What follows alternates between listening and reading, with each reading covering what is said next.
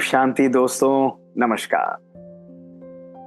दोस्तों, किसी ने मुझे बहुत बुरा कहा, किसी ने मेरे लिए बहुत बुरा किया, मैं इसको कभी भी माफ नहीं करूंगा। और कुछ लोग तो ये भी कह देते हैं कि मैं मरते दम तक इसको माफ नहीं करूंगा। दोस्तों, मुझे बहुत हर्ट फील होता है, मेरा मन बहुत दुखी है, मेरा किसी से बात करने का मन नहीं करता। मैं क्या करूं? मुझे कुछ सॉल्यूशन दीजिए दोस्तों। ये कहानी आज घर घर हर मन की कहानी दोस्तों बन चुकी है। क्या आप भी ऐसी ग्रज को होल्ड करते हैं? क्या कुछ विचार आपके भी मन को बार बार बॉदर करते हैं दोस्तों? जरा अपने मन के अंदर जाइए और तनिक टटोल कर देखिए, तनिक झांक कर देखिए कि ऐसे विचार कितने परसेंट आपके मन को दोस्तों कैप्चर करके बैठे हुए हैं। क्या ग्रज होल्डिंग जरूरी है? कई लोग तो ये कहते हैं कि फॉरगिव कर दीजिए लेकिन फॉरगेट मत करिए। ये सेइंग्स के रूप में भी दोस्तों आता है कि भैया क्षमा जरूर करो लेकिन आप कभी भी उसको भूलो नहीं दोस्तों। यदि हमने उस चीज को नहीं भूला, यानी उसको हमने अपने मन में स्थान दिया। दोस्तों, आज हम इस चीज को साइंटिफिक रूप से और लॉजिकल रूप से समझेंगे कि क्यों ग्रज होल्डिंग हमारे स्वास्थ्य के लिए, हमारी लाइफ के लिए डिजास्टर्स है। और इसको हमें तुरंत, दैट मीन्स इंस्टेंटेनियसली दोस्तों, इसको छोड़ देना चाहिए। इसको अपने मन से सदा सदा के लिए हटा देना चाहिए। एक हाइपोथेटिकल एग्जाम्पल दोस्तों लेकर समझिए। दोस्तों, अगर मैं आपके घर, डॉक्टर मोहित आपके घर पर आए और आपने बड़े प्यार से मुझे चाय के लिए इनवाइट किया और इनवाइट करके मुझे एक वंडरफुल कप के अंदर चाय दी, आपके नए सोफे पर मुझे बिठा लिया जिसकी कॉस्ट 10-20 हजार रुपए है या कोई बहुत ही सुंदर सोफा है, और मैं आपके साथ गपशप कर रहा हूँ, बात कर रहा हूँ, पीते पीते मेरा हाथ फिसला और वो चाय आपके सोफे पर दोस्तों गिर जाती है। क्या करेंगे दोस्तों? केवल 3 ऑप्शन है। या आप इंतजार करेंगे कि मैं आऊं और जाकर अंदर से कपड़ा लाकर उसको साफ करूं, ये एक तरीका है। दूसरा ऑप्शन है सर, आप इंतजार करेंगे कि मैं चला जाऊं आपके घर से और जब मैं जाऊं तब आप उस सोफे को साफ करें। और तीसरा ऑप्शन है, आप बिना रुके इंस्टेंटेनियसली अंदर जाएंगे, कपड़ा लेकर आएंगे और अपने सोफे को दोस्तों तुरंत साफ कर देंगे। क्या उत्तर करेंगे दोस्तों आप? और नेचुरली आप सब कहेंगे कि भाई इंतजार करने की क्या बात है, मैं तुरंत अंदर जाऊंगा, कपड़ा लाऊंगा और कपड़ा लाकर अपने सोफे को साफ कर दूंगा। ना मेरे जाने का इंतजार करेंगे, ना मेरे उठने का इंतजार करेंगे। और क्यों दोस्तों? क्योंकि जितना समय मैं ज्यादा बिताऊंगा उतना दाग सोफे पर ज्यादा गहरा होता चला जाएगा। यानी उसको इमीडिएटली साफ करना जरूरी है दोस्तों। यही बात आज हमें अपने मन को भी समझानी है।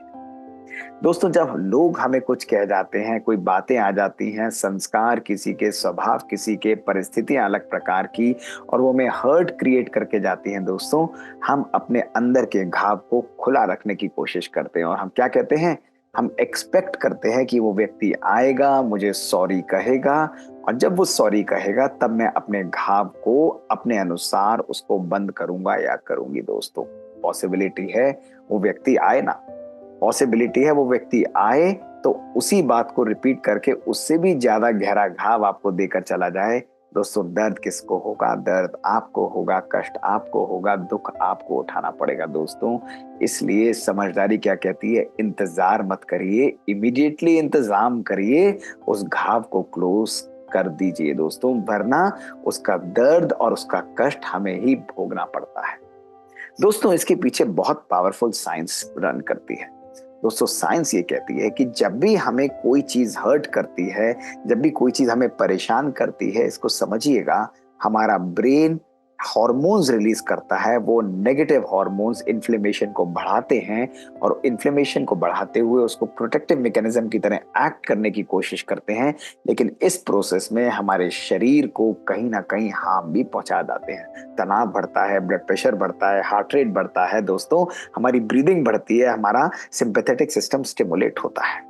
लेकिन दोस्तों, ब्रेन की एक और वंडरफुल बात है कि वो वर्चुअल और एक्चुअल वर्ल्ड में डिफरेंशिएट नहीं करता। उसको ये नहीं पता कि आपकी लाइफ में एक्चुअली हो रहा है या नहीं हो रहा है। केवल जिस प्रकार का विचार उसके पास जाएगा, उन्हीं हार्मोन्स को वो रिलीज करना आरंभ कर देता है।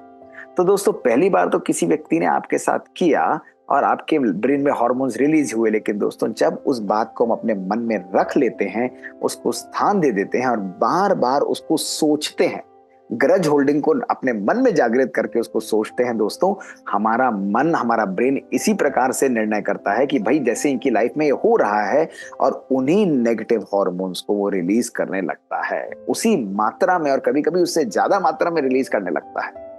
दोस्तों नुकसान किसको होगा? हमारे बॉडी को होगा, हमारे शरीर को होगा। और तभी आज ये रिप्रेस्ड इमोशंस, ये ग्रज होल्डिंग हमारे साइंटिफिकली प्रूवन लिटरेचर के अंदर हार्ट अटैक, ब्रेन अटैक्स और कैंसर का एक मेजर कारण के रूप में उभर कर आए हैं। दोस्तों क्या अभी भी रखना चाहेंगे दोस्तों इन्हें अपने मन में?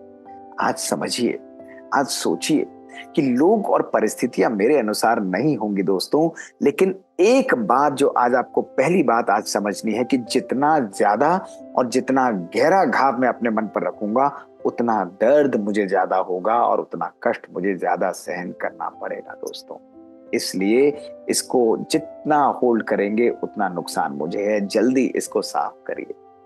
दूसरा दोस्तों, आपकी शांति, आपकी पीस आपका जन्मसिद्ध अधिकार है दोस्तों। अगर आप इन बातों को होल्ड करेंगे, आप अपनी शांति, अपनी पीस पर कॉम्प्रोमाइज करेंगे, और अगर आप इसको लेट गो नहीं करेंगे, छोड़ेंगे नहीं दोस्तों, ये बार बार आपको कष्ट देता चला जाएगा।